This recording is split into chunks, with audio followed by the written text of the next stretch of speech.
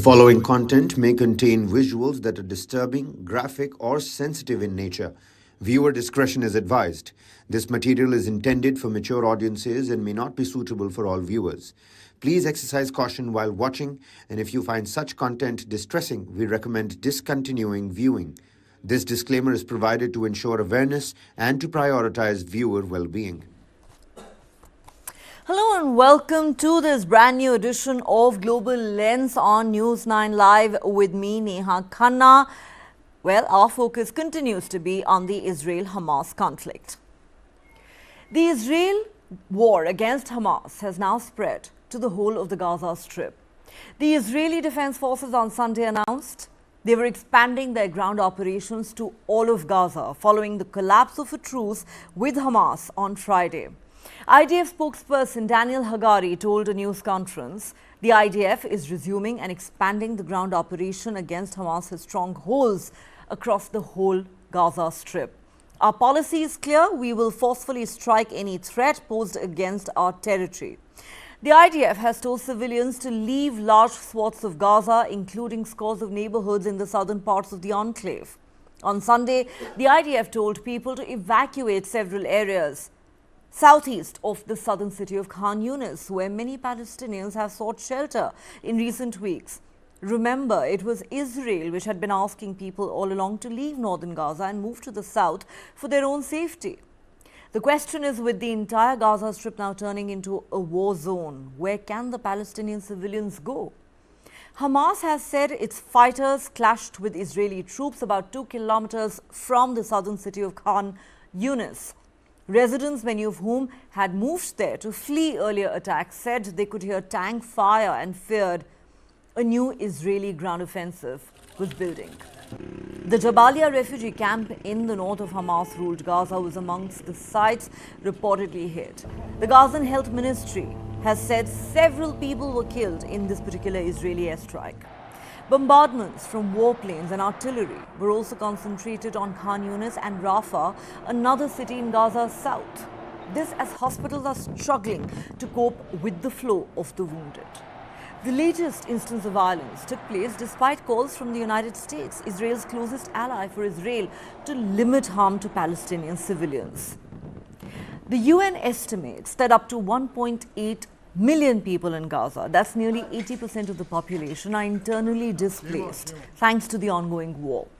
The head of Israel's Shin Bet security agency, Ronen Bar, has said Israel is determined to eliminate Hamas around the world, even if it takes years.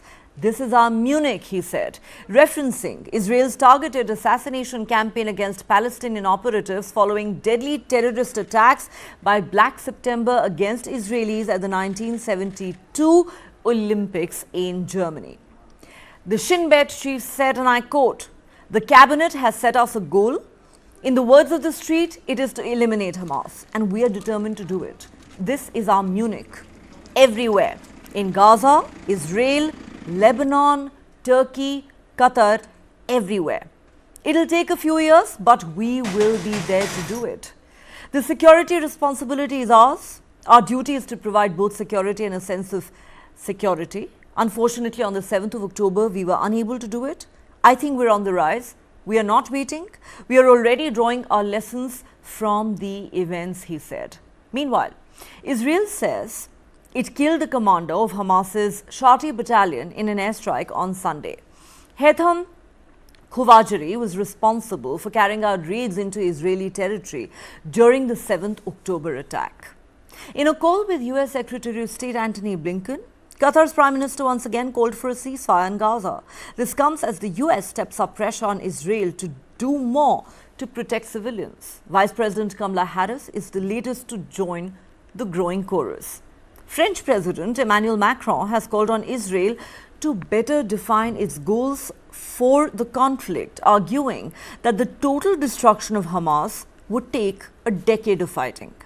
Meanwhile, the IDF has claimed that it has destroyed about 500 Hamas tunnels in Gaza during its offensive and that it has located more than 800 tunnel shafts in the enclave. It says many were located in civilian areas and structures.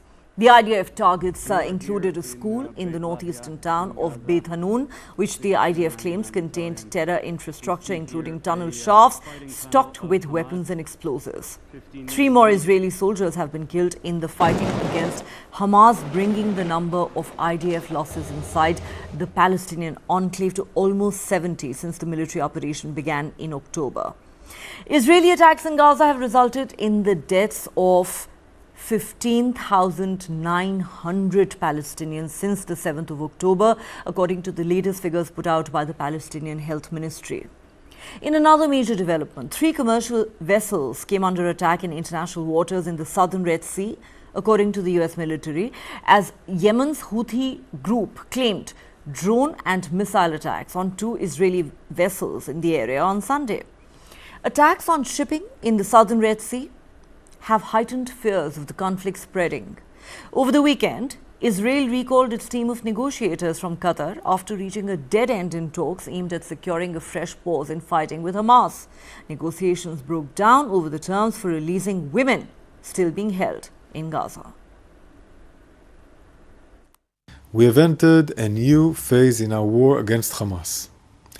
Hamas broke the humanitarian pause when it violated the hostage release agreement by refusing to release women, children, and babies as agreed. Hamas also fired rockets at Israeli homes. It should be clear to everyone by now, Hamas chooses war. Hamas chose war when it broke the hostage release agreement on December 1st.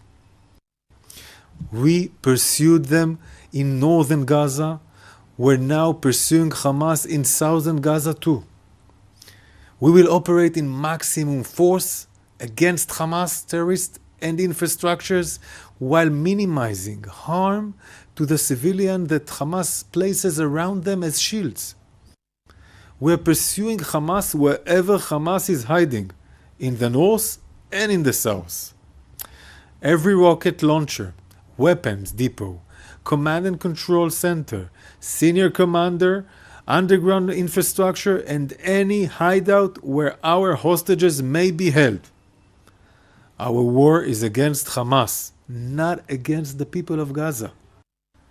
We also call on international organizations to ensure that the Red Cross gains access to our hostages in Hamas captivity.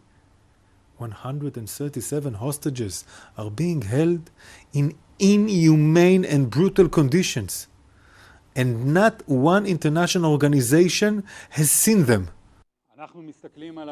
In the northern Gaza Strip, we've dismantled 2 Hamas brigades, with the 167 Division still securing our gains. We've eliminated brigade and company commanders, and our operations in southern Gaza Strip are underway with equal strength and results. The IDF will confront Hamas commanders vigorously everywhere. We have the capabilities and fighting spirit for thorough operations, as seen in the north and ongoing in the south, to secure our achievements. It's devastating what happened 2 days ago. It's devastating what's been happening since the 7th of October, but we had a glimmer of hope with the pause, with the release of hostages, with the liberation of Palestinian prisoners, and especially with the fact that because of no fighting, aid could go into Gaza. In the most immediate, we need to go back, they need to go back to that pause, humanitarian pause, ceasefire, call it as you want, so that the whole more positive processes can start again, including putting aid into Gaza to help people that are at risk of their lives. We have to go back to the peace process. The peace process has been neglected, almost ridiculed for so many years as something irrelevant. Well, everything that has happened in the last 6-7 weeks proves the point that that was a colossal miscalculation. Right now, Netanyahu, who is the butcher of Gaza, beyond being a war criminal, will certainly be tried as the butcher of Gaza, just as Milosevic was tried. Netanyahu, the butcher of Gaza, personally revealed in front of cameras that the issue is not of Gaza or Ramallah, but that he is after expansionist goals. Therefore, defending Gaza and Palestine today means defending Mecca, Medina, Istanbul, along with Jerusalem, defending Damascus, Beirut, Baghdad, and other Islamic cities. All right. So, what does the expansion of this war to the whole of the Gaza Strip really mean, as has been officially declared now by the Israeli Defense Forces? Let's try and unpack this with our guests. Joining me on the show tonight, Colonel Miri Aysin, Director at the International Institute for Counterterrorism at the Reichman University in Israel. We're also joined by Dr. Harel Chore, Palestinian Affairs expert at the Moshe Dayan Center at the Tel Aviv University. And in a moment, we're also hoping to be joined by our Indian guest, Major General Sanjay Meston, a defense and geopolitical expert. All right, Colonel Miri Aysin, if I could begin with you. Welcome back to Global Lens. You know, it had been suspected for days now that the war was expanding. And now the IDF has officially declared that the war is being fought all over the Gaza Strip. People in many areas, including near Khan Yunis, are being asked to evacuate, move to other places. But you know, there are scores and scores of Palestinians who had moved to these areas in the first place after being asked to do so by Israel. So the question is, what does the expansion of this war really mean? And, you know, this is a question that I have to ask repeatedly. Where do the Palestinian civilians go? Neha, these are the most important questions right now. And at the end, I'm looking both at the aim that we have in Israel, and I'm looking out for civilians. I'm going to say this in a very odd way, perhaps. We in Israel, the Israeli Defense Forces, in the different attacks against Hamas, we're trying to save civilian lives. We are telling people to leave. In its own way, as we've been doing so, when we first told the civilians up north to go down south to save their lives, they were told to go to specific areas that were the safe areas defined at the time that have never been attacked.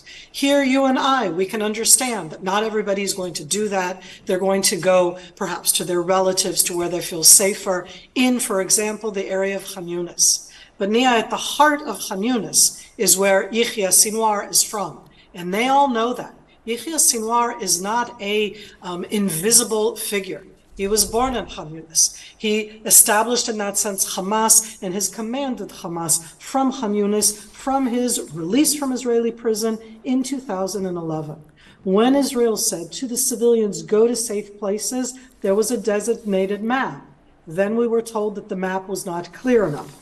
This time, Israel has put out an additional map. This time, we're being told that it's too complicated for civilians. At the end, there are clear-cut areas within the Gaza Strip. It doesn't make it easy. It doesn't make it nice. This is a horrible war, but it is saving people's lives, telling them to go to areas in the Gaza Strip. And yes, there still is enough room for that amount of people. And it could all end if Hamas, led by Yahya Sinwar, as they have done, would release the 150 hostages that they have, would put down their arms and stop firing rockets at Israel, and stop saying, as they have done, that they are going to continue these attacks like October 7th against Israel. So we're trying to do that step by step, telling the people to go to areas that have been very clearly defined. There are excellent maps, I guess too detailed. They have been come from the air. They've been sent into people's telephones, defining specifically where to go for a safe area in the Gaza Strip. As I said, it's to save lives. This isn't about an easy situation. It's a horrible war. All right, you say that, you know, we're telling them to go to completely safe areas. However, the situation on the ground seems to suggest the exact opposite, that there is no safe space left in Gaza anymore. Just for the benefit of our viewers, I want to quickly share some important facts. Just this evening, the Palestinian Health Ministry has updated the death toll. We are now told that 15,900 Palestinians have been killed in the Israeli counteroffensive that began on the 7th of October, and thousands of these people were children. According to the United Nations, up to 1.8 million people in Gaza, that's nearly 80% of the population, are internally displaced. Let me now go across to our other Israeli guest, Dr. Harel Chore. So have I got the pronunciation of your surname correct? Yes, it is. All right. So my question to you is this. Even though the United States, your closest ally, is standing solidly by your side, but fact of the matter is that there seems to be growing unease and anxiety even within the Biden administration, given the rising death toll in Gaza. You've had President Biden, Antony Blinken, now Vice President Kamala Harris say repeatedly, Israel needs to do more to protect civilians. The French president has made a very interesting statement. Emmanuel Macron says Israel needs to better define its goals for this conflict because the total destruction of Hamas would take a decade of fighting. How would you respond to this? Well, let me start with saying that I don't know where Macron has the tools or the knowledge to know that it will take us a decade. I don't know upon what he's establishing such a determined argument. I don't think it will take a decade. And I'll tell you even more than that. Even if it will take a decade, it doesn't mean that we won't do it. Simply because what we've experienced here on October 7, let me remind all our viewers, is a genocide according to any definition of international law. Okay, genocide. They raped our women. They killed. They beheaded. They burned babies. So it's not a question even for us if we should do it, and whatever Macron will say, despite of the fact we of course respect all our friends. It is something that Israelis, really left to right, are totally agree upon the necessity to destroy Hamas. And if destroying Hamas will take us months or even a little bit more than that, this is exactly what we'll do, because we don't have any other option regarding such a threat on our borders and on our region, by the way, not just on Israel. Okay, you say you don't have a choice, but let me go back to Colonel Eisen on this. Colonel Eisen, you would acknowledge, and you've been on multiple shows with me, where we've talked about how horrendous the events since the 7th of October have been. Be that as it may, there is growing international pressure on Israel to call a complete ceasefire, not just the kind of temporary truce that we saw for 7 days. It's not just agencies like the United Nations, it's not just the Arab world. There are many countries around the world, including France, for instance, that have been at pains to say, we need a ceasefire, too much blood has been shed, too many people have already lost their lives. How would you respond to the argument being made by the French President Emmanuel Macron, who seems to suggest that Israel's military goals do not seem to be very well defined? You know, when you say we want to destroy Hamas, we want to wipe it off the face of the planet, we've had many military experts on this show who've appeared and said, you know, that may be a very unrealistic target. Can you really wipe out Hamas? Neha, I actually think that from the military perspective, it is clear in a very clear way. And in your introduction, when you were starting and talking about what we've been going through over the last 2 months, what does it mean to destroy Hamas militarily? And in that, I'm going to be very systematic. It means attacking the terrorists themselves. It means, and as you're showing the different photographs of the different attacks, attacking the different positions that they've built throughout the urban area of the Gaza Strip over the last 16 years. It means destroying the self-production areas where they've made the weapons. It means destroying the underground, systematic subterranean arena that they use to protect themselves and the hostages. It means destroying the cache of arms, the UAVs, all of these built, and as you're seeing in the photographs, into dense urban area. If I just wanted to destroy it, and I didn't care about saving the civilian lives, about having a different future for the people of the Gaza Strip, then I would not be in there, as you're showing now, with my ground troops. I would only do it from the air. I would only do it from afar. I would do it shortly, and I would probably kill an enormous amount of people. But what we're doing is slow, systematic, and as careful as we can do. When we're talking about the amount of people that have died, this is a horrible war. But I hate to say it because every single civilian life that has been lost is tragic.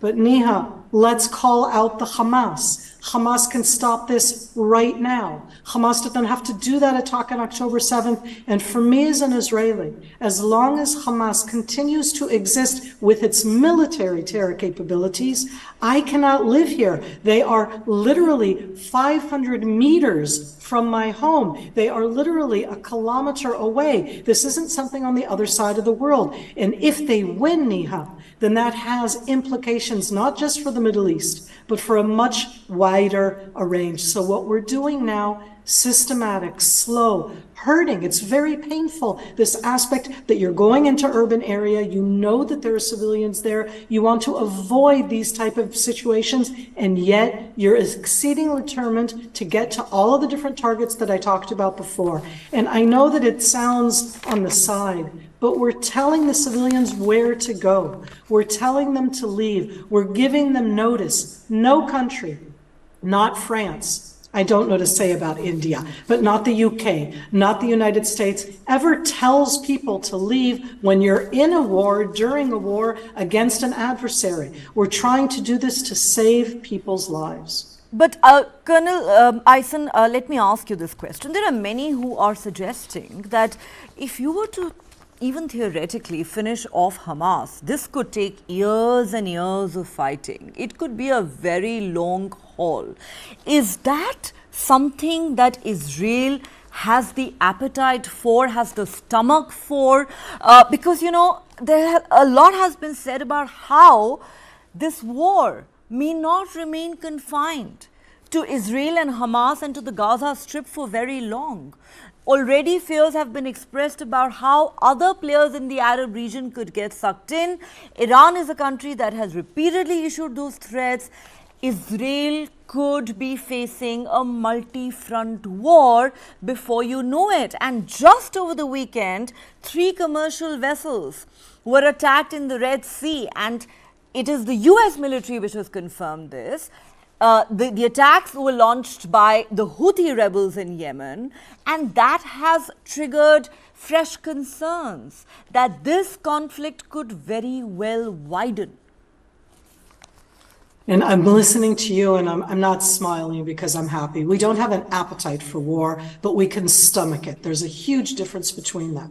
This war was imposed upon us, as you've described so clearly, in the worst way possible. There is nothing like that event of October 7th, and it isn't comparable in its unprecedented way. But we're already 2 months along. Nia, if the Hamas, the ones that planned for years this attack, who gave the very clear-cut instructions to do the atrocities on October 7th, if they, by using their own civilian people, are the ones who at the end win in any way possible, that is an existential threat to Israel. We cannot have that happen. Now, I know that sounds like big words, but I do think that the military capabilities are ones that we can take out systematically. I absolutely know that the Israeli public right now is the one who is saying clearly, after October 7th, we have to erase these capabilities. Our lives change. We can't live next to them. We were living next to them. For the 16 years prior to that, you can't continue to live next to them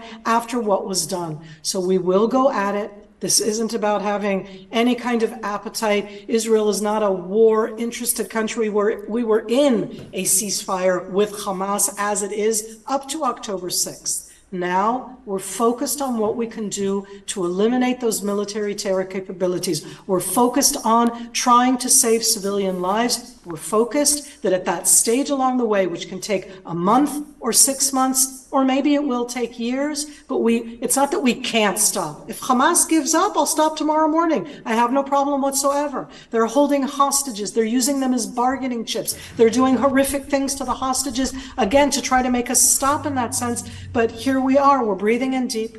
It's the military capabilities. It's to get back our hostages. It's to be part of the world. I want to be part of the world, but I cannot exist. And if I don't exist, I won't be part of any world. So I breathe in deep. I think that we do have the longevity and the resilience. In that sense, way more than I expected. And I think that that is a very big change that happened to the Israeli public after October 7th. Okay, but to be honest, when you say we are doing our best to minimize civilian casualties, many would strongly disagree and say that the ground reality seems to suggest the exact opposite. Let me go back to Dr. Chore at this point. Dr. Chore, you disagreed with what the French president has said. Of course, you will not agree with what the Turkish president has said. He repeatedly refers to your prime minister as the butcher of Gaza. There are multiple countries, multiple agencies that are calling for a ceasefire. And now that we know that, at least according to the figures that have been put out by the Palestinian Health Ministry, almost 16,000 Palestinians have been killed in the Israeli counteroffensive in the last 2 months, and thousands of these were women and children.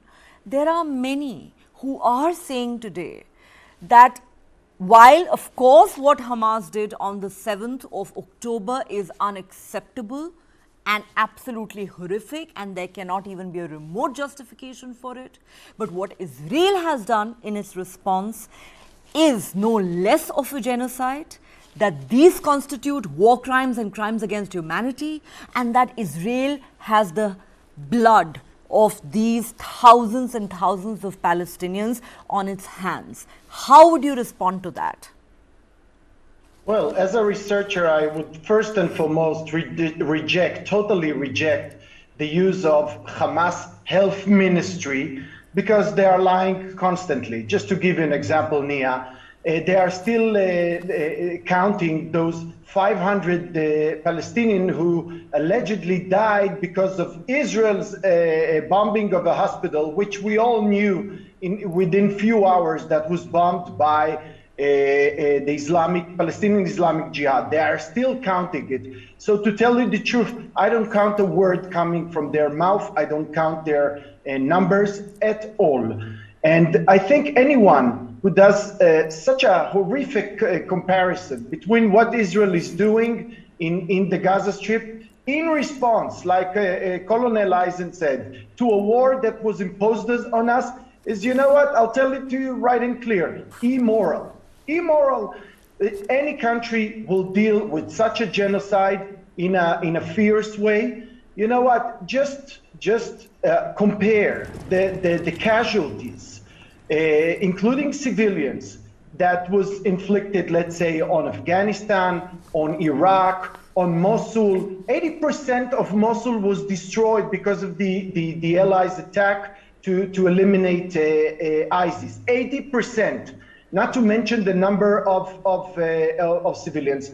So here in Israel, we are used to such justice, which always, you know, for some reason emphasizes Israel as someone who is required to work according to a standard that never existed before. That's okay. But this time, the world needs to understand, we won't stop. And anyone who says that, you know, ceasefire sounds like a wonderful word. Everybody wants ceasefire. It's, you know, we're all pro-peace. But ceasefire, really, frankly, Nia, this time, ceasefire is basically to say, I support Hamas' main goal. Its main goal here, during the last 2 weeks, which you saw these kidnapped releases, was one and only, not the releasing of Palestinian prisoners, but rather stopping the Israeli war machine by Hamas. Why? Because they wanted to establish their so-called achievement from October 7th. Therefore, anyone who supports ceasefire basically supports Hamas' desire to stay in power, a genocidal terrorist regime in the Gaza Strip, which we will never accept, whoever it will come from, whoever it will come. The French president, surely not from Erdogan, which I think is the last one to show any example to us Israelis with what he's doing to the Kurds in his own country. And this double standard really doesn't convince us.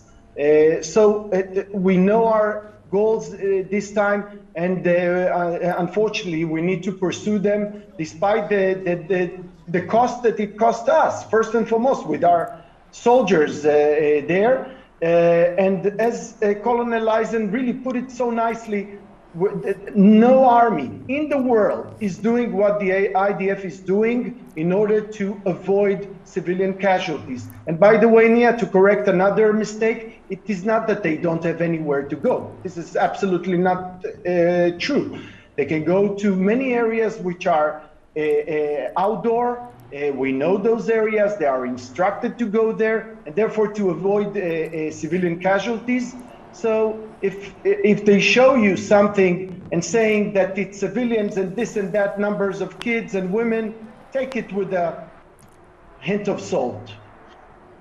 Dr. Chore, of course, you're free to dispute the numbers, and these are not my numbers, and you're entitled to your opinion, but with all due respect, I beg to differ with you when you say that anybody who wants a ceasefire is a supporter of Hamas. I'm sorry, sir, but there are enough well-meaning people around the world, and I would include myself among them, who have condemned the Hamas massacre of October 7 in the strongest possible terms. We do not dispute for a second that it is a terror organization that comprises monsters and butchers, but at the same time, if we want to see a ceasefire and an end to this fighting, it is not because we are Hamas apologists. It is not because our hearts bleed for those terrorists. It is because too many innocent civilians, including women and children, are dying in this war. I think we need to be very clear about this. It's very easy to stick labels on people, but this is a complex debate, sir, and you know better than to talk about this in terms of such reductionist binaries. I thought I really needed to put this out there. Now my next question to you. Let me just correct you. I didn't say that you're a Hamas, God forbid, a Hamas supporter. I didn't say that. I say anyone who supports ceasefire needs to understand, and I made it very clear why. Anyone who supports ceasefire basically supports Hamas' desire, and that's a fact. Not a Hamas supporter. They don't support Hamas's desire either. They just want to see an end to the bloodshed. That's all there is to it. But, you know, we can agree to disagree on this. But let me ask you. As if it will end the bloodshed. As if it will end the bloodshed. It will not end the bloodshed if you do a ceasefire. It will just continue it to the next round, unfortunately. Okay. Dr. Chore, I want to ask you this question. The Shin Bet chief has made a very interesting statement. Ronan Bar has said, this is our Munich. We are determined to go all out and eliminate Hamas everywhere in Gaza, Israel, Lebanon, Turkey, Qatar, everywhere. Do you think this is the first time that an Israeli official has gone on record to say that we will go to any lengths needed to target the Hamas leadership, even if it means going into these multiple countries that he has named?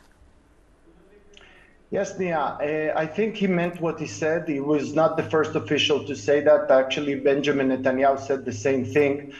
And you know what? I'm thinking about what you just said, and I want to make it, maybe our viewers will understand how personal it is for every one of us, okay? and why our officials are saying what they intend to do, and they will do it. Have no doubt about it. They will execute this plan. How personal is this for us? Just 100 meters away from me, a family who lost their daughter in that party, that Nova party. Two friends of mine, their son is being captive.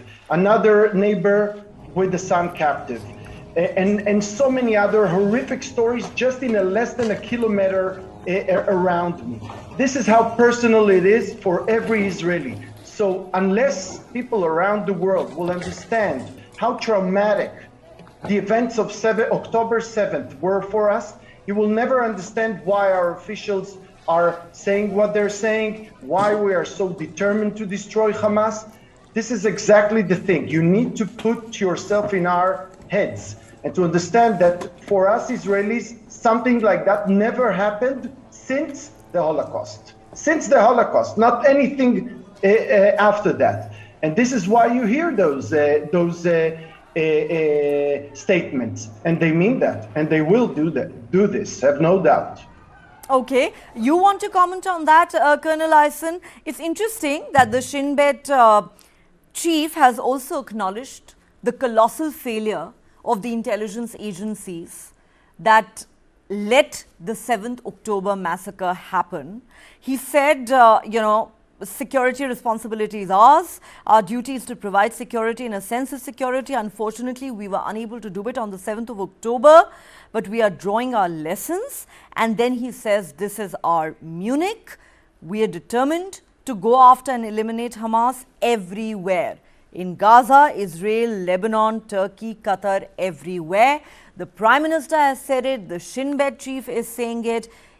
Could you put this into perspective for our viewers? What does this really mean? 50 years ago, we had the failure of the intelligence community before the 1973 October War. Nia, I was actually on TV on October 5th, 2023, and I was asked about that failure. And live on TV in a panel, I said that that kind of intelligence failure could absolutely happen again. I even said on TV tomorrow morning, October 6th, and I'm not a prophetess. When we talk about the failure itself, that's one aspect. It has to do with our assessment, and Ronen Bar, the chief of the Israeli Security Agency, in taking responsibility, is shouldering his own responsibility in not understanding the context, the genocidal plan that, as it's already come out in different ways, that there was an understanding that that plan existed, and yet it was not prevented. And at the end, in security agencies, in counterterrorism, you can't, and in the type of attack that was on October 7th, an absolute failure. When it comes to Israel's response, right now there are two different aspects. One is, as an Israeli, I cannot have Hamas rule over the Gaza Strip, and Nia, I don't know a different way to do it except for the military option. It can break my heart at what happens to the civilians, but I, as somebody that it's horrible, still view it as a better future for the civilians in the Gaza Strip than the one under the Hamas, because I can't live with Hamas next door. When it comes to what will happen to the heads of the genocidal terror organization Hamas, who sit in, what can I tell you, Qatar, Turkey, Lebanon, and other places, that's in their own future. If you choose to go down the terror organization path, you get to choose to live your life in violence. You're choosing to be genocidal. We're going to fight back. That's going to be in the future. I don't see that as something that's going to be happening right now, but absolutely in the future. Okay.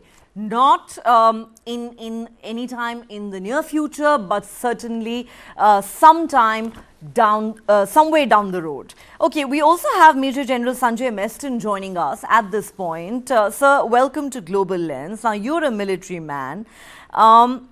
It is very clear that Israel right now does not seem to care about the international pressure for a ceasefire, despite the fact that we are told that almost 16,000 Palestinians have been killed in this war so far, including thousands of women and children. They go on talking about finishing off Hamas. How realistic is this target? The French president has said something interesting. He says Israel needs to better define its goals because finishing off Hamas could actually mean a decade-long war.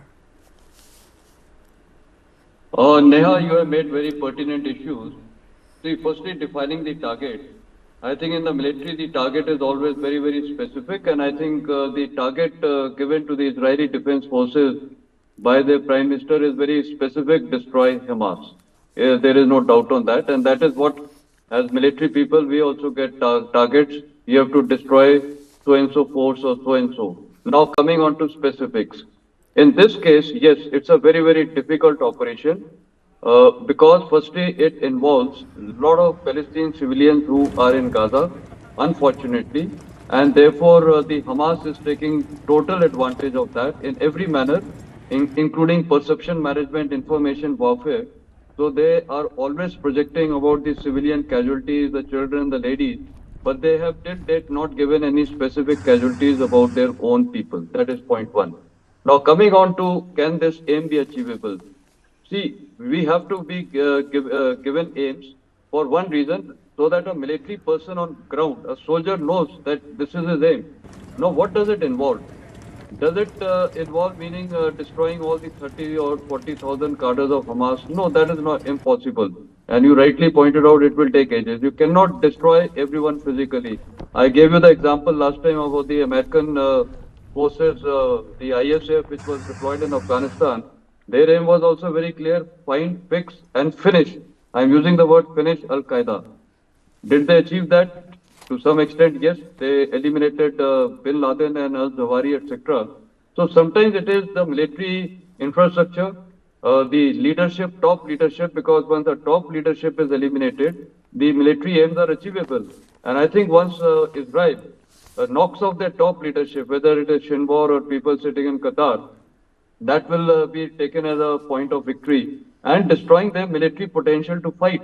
That means their military wherewithal, their weaponry, their rocket systems, their underground tunnels, everything, in case they can be destroyed to some extent, to some percentage, I would put about 60 to 70% of it is destroyed, then I will say that yes, the aim has been achieved of destroying Hamas. Now, it's a very complex operation, unfortunately, because there are civilians involved. And for any armed forces, see, we have to understand it is a regular army fighting an irregular army. In fact, not a irregular army. A terror organization. Yes. They are terrorists. They are terrorists. Fighting terrorists when they are taking the shield of civilians is not easy.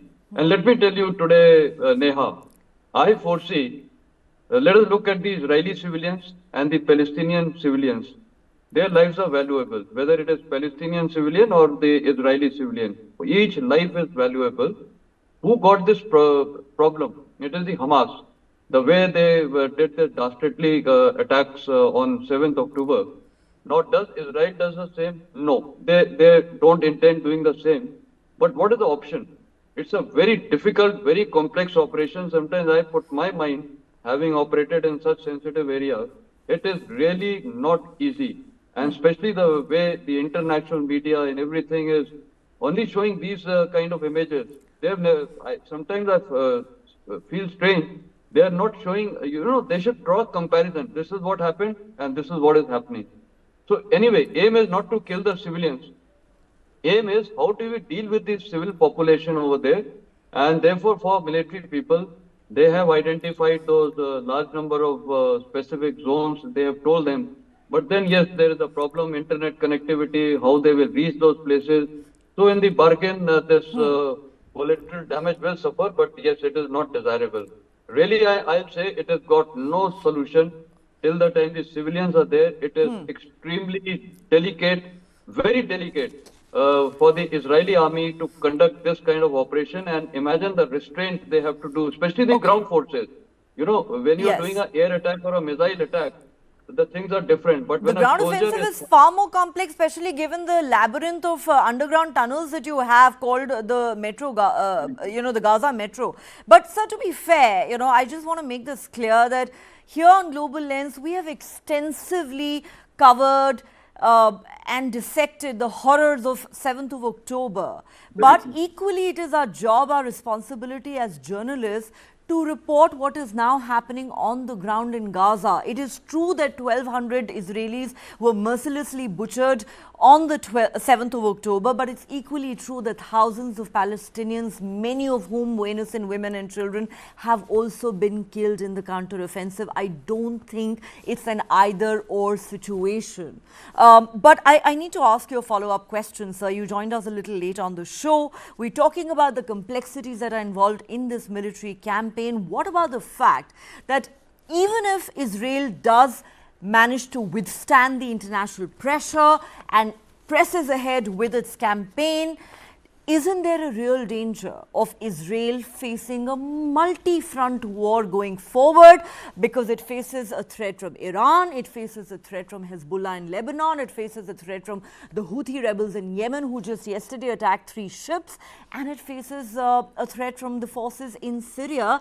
And there are many who've pointed out that it may not take very long for other players to get sucked into this war.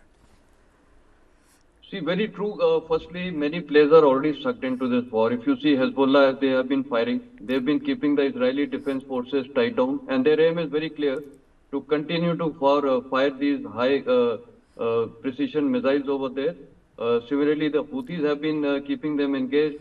Unfortunately, the West Bank has also now got activated to some extent, and of course, Iran, who's the nerve center of all these activities. So yes, it can be enlarged.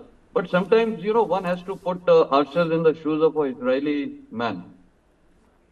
Imagine that country surrounded by all enemies. What is the option? I think they have no option but to fight it out with all these kind of people. Otherwise, if tomorrow they don't fight it out, they will be just wiped off. And this is the stated aim of Iran. The stated aim of all these 3H, including Hamas.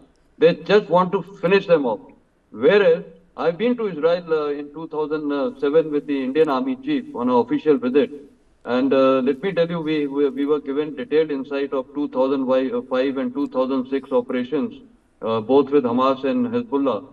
So we understood the complexities they are working on. And to be surrounded by all enemies, what is the option? The only one option is they have to fight it out. There is no other way. And peace is desirable. Are these neighboring people ready for peace? No, they are not ready. Why? Look at the Prime Minister of India. He's been constantly stating this is not an era of war. Everything can be resolved through dialogue and diplomacy.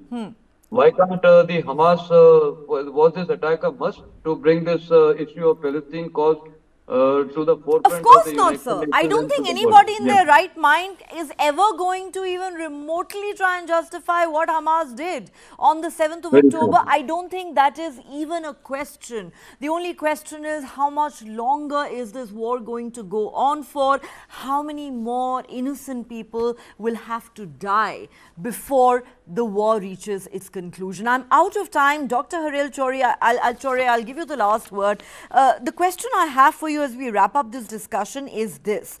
Over the weekend, as the fighting resumed following the end of that fragile 7-day truce, Israel also decided to recall its team of negotiators from Qatar, saying that they had reached a dead end in those talks that were aimed at securing a fresh pause in fighting with Hamas, and that was with the explicit purpose of bringing back the remaining hostages. So my question is, even as you resume the fighting, why end the talks? Because one of your most important objectives in this war is to bring back all the hostages, and you still have 150 who are in Hamas captivity in Gaza. So why not continue the talks?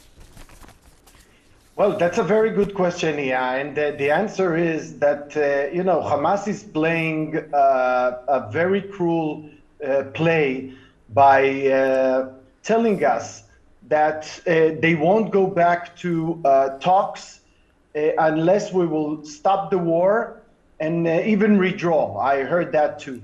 Israel is basically saying, look, you are not determining the rules here. We won't play according to your definitions or rules, and therefore we'll resume the the fightings. By the way, Israel did not resume the fighting. Let's put things right and in order. Hamas resumed the fighting, and Israel basically responded.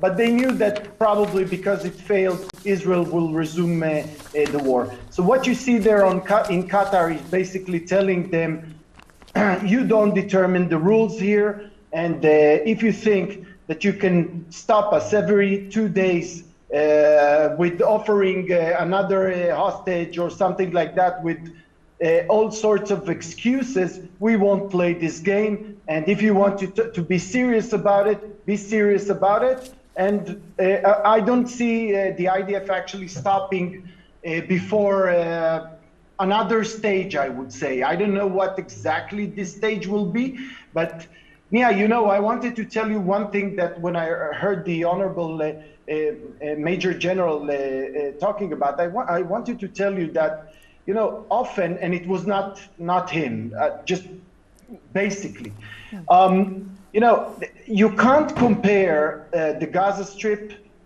total of 364 square kilometers, to Iraq or Afghanistan or even to Lebanon. It's a totally different terrain, okay? It's much more limited. It's basically an island. The IDF already found 800 shafts, okay? So you can imagine that they discovered in a very short time a lot of their infrastructure. So really, I think the whole comparisons and assumption like this one of Macron is baseless. You can't compare between the Gaza Strip to any other place on earth. It's not the same thing. I think it's totally achievable, and therefore we just need to make the right comparisons. Okay, all right, fair enough. But I'm completely out of time. So on that note, Dr. Harel Chore, Colonel Eisen, Major General Sanjay Meston, thanks to all of you for joining me on this edition of Global Lens. I look forward to having all three of you back on the show to discuss where this war is headed. All right, let's now turn our attention to another very important aspect of this war, the Gaza tunnel warfare. What is it all about? Let's break it down for you. As we said, the Israeli Defense Forces say they have found 800 shafts leading to Hamas's vast subterranean network of tunnels and bunkers since the Gaza ground operation began on the 27th of October. They also claim to have destroyed more than half of them. Before the war began 2 months ago, Hamas had said it had hundreds of kilometers of tunnels in the Gaza Strip, a network comparable in size to the New York subway system, to protect and serve as operational bases. That has made these tunnels prime targets for Israeli airstrikes, with penetrating munitions and army engineers using mapping robots and exploding gel that can be poured into the passages. The IDF has said the tunnel shafts were located in civilian areas, many of which were near or inside civilian buildings and structures such as schools, kindergartens, mosques and playgrounds. Of some 800 shafts discovered, the military says 500 have been destroyed using a variety of operational methods, including by detonation and by sealing off. They say many miles of main tunnel routes have also been destroyed. The first time we got a real glimpse of this infamous labyrinth of tunnels was when the Israeli Defense Forces said they had filmed a tunnel below Gaza's Al-Shifa hospital last month. That was only a small part of Hamas's vast subterranean domain, which analysts have said will define the strategic outcome of Israel's campaign against the militant group. To the left and right were rooms with air conditioning units, functioning toilets and kitchens with running water and electrical and communication cables, and a now demolished blast-proof door that Hamas fighters could shoot through. That's what we saw in those videos that were released by the IDF. The drive to root out Hamas fighters and weaponry in Hamas's tunnels and demolish the network itself is one reason why the Israeli military is pressing on with its punishing offensive after a week-long truce, despite growing international pressure over the bloodiest Israeli-Palestinian conflict in decades. Experts say destroying Hamas's tunnels is the most difficult aspect of the Israel military's mission, and also amongst its most important. The web of tunnels, estimated to be bigger than the London Underground train network, enables Hamas's most senior leaders and fighters to take shelter. Most are thought to have survived almost 8 weeks of relentless Israeli attacks below ground. The tunnels, immune from drone surveillance and many of Israel's other capabilities, including airstrikes, are also where Hamas is thought to keep its arsenal of rockets, as well as the almost 150 hostages it still holds after seizing them from Israel on the 7th of October. One former senior Israeli security official said the word tunnels does not do justice to what Hamas has created under Gaza, calling them underground cities. Yocheved Lifshitz, an 85-year-old hostage released by Hamas in October, described the tunnel network as an elaborate spider web that's kilometers long with large halls big enough to hold 25 people. This network is estimated to be more than 500 kilometers long, and many of the shafts emerge in civilian buildings such as hospitals, mosques and schools, according to the IDF. The IDF says even after taking control of northern Gaza, its soldiers still face attacks by Hamas fighters popping up from tunnels behind them and then retreating like mice. The tunnels are also a threat in themselves. The IDF says 4 soldiers were killed on the 10th of November at one tunnel entrance. Experts point out that the tunnels are a massive challenge as Hamas has placed booby traps inside. Recently, IDF blew up the tunnel it had found under the Al-Shifa hospital amid concerns that the rest of the network was primed with explosives. Israel has received $320 million of US military aid since 2016 to develop anti-tunnel techniques. The country also has a dedicated corps of anti-tunnel engineers and underground commandos equipped to probe tunnels and try to collapse them. But to preserve soldiers' lives, the IDF has relied more on tunnel dogs, robots and drones. Tunnels are an ancient war-fighting technique. Jewish rebels used them in a famed revolt against the Roman rule 2,000 years ago, as did the Viet Cong fighters who ultimately beat the US forces in the Vietnam War. All right, that's all the time we have on Global Lens tonight. If you have been, thanks so much for watching. Do join us again at the same time tomorrow. Good night.